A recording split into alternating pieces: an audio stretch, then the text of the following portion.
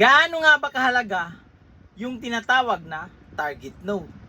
Di po ako professional na gitarista, nagtuturo lang po ako base sa alam ko, sarili kong research, experience. Nasa sa inyo na yan kung susundin nyo to o hindi ang mga itinuturo ko. Let's go! Magtutunog tama ka pag meron kang target note. Kumbaga, masasapul mo yung exact na tunog ng bawat chords sa isang chord progression. Hindi lang kasi nangangahulugan na meron tayong chord progression na G, E minor, C, D is nandyan lang yan sa G major scale. Kumbaga magra-random ka lang dyan ng notes basta nasa G major scale ka. Yung parang ganito.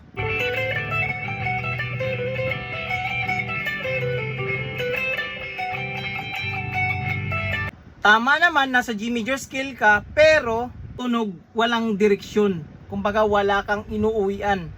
Walang clear na nota na ini-emphasize na yung chords na yon, pag pupunta ka, example doon sa ating chord progression, pag pupunta ka sa chords na G, wala kang ini-emphasize na ano yung tunog doon. Random, kumbaga, kalat-kalat.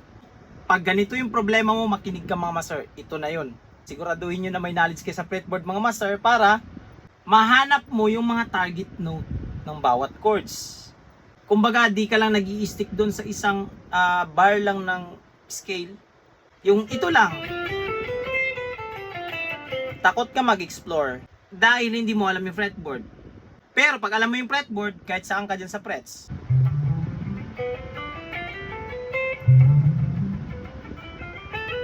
Magbibigay ako sa inyo ng example na kanta mga master. Pamilyar sa lahat, alam nyo to.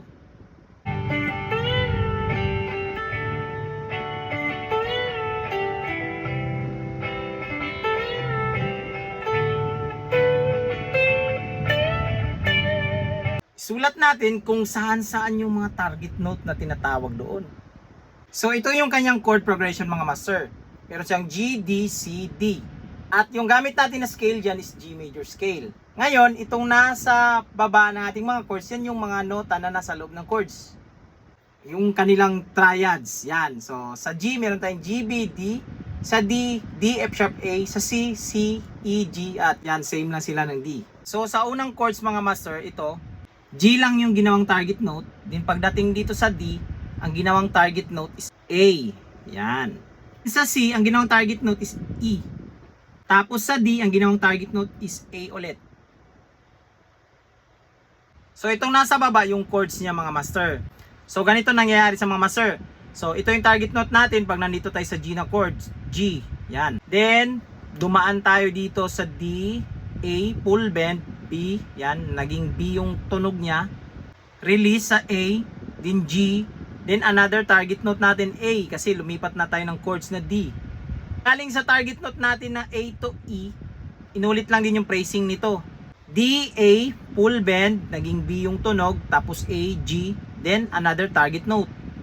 Then, from target note A to A naman, kasi maglilipat na tayo ng D chord, inulit na din yung phrasing. So, D, A, full bend ng B, A, G, A, target note. Then, pagdating dito mga master, yan, kung napansin nyo, ginawa ko ng G na chord kasi nagbago yung target note pagdating dito sa G. Sa pangalawang ikot.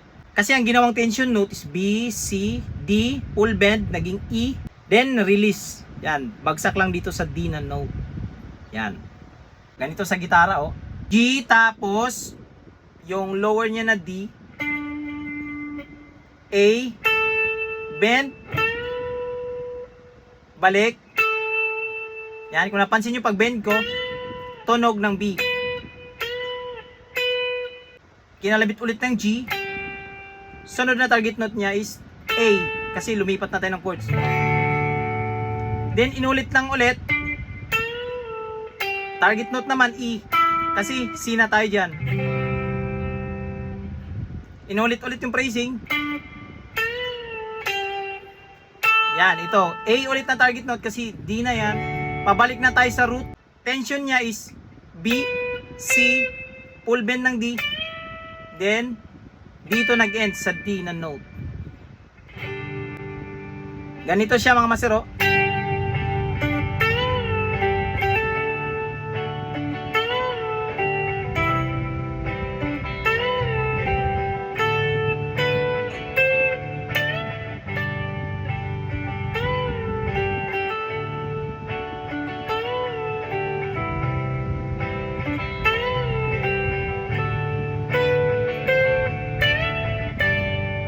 Ganon siya mga master. Meron siyang mga target note, kaya maganda siya pakinggan eh. Kasi yung mga binibitawan na nota is saktong-sakto sa mga chords. Yan yung kahalagan sa target note mga master. Sasakto ang mga binibitawan mong mga nota pag meron kang target note. Gamitin ko ulit yung backing track pero baguhin ko yung mga target note at gagawa rin ako ng sarili kong improvisation.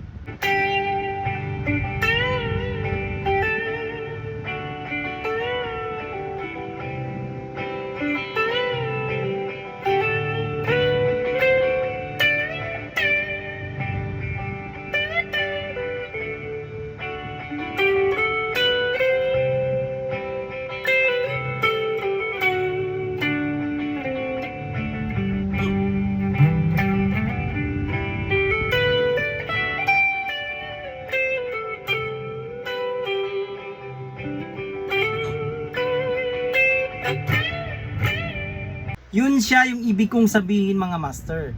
Napakahalaga talaga na alam mo yung target note.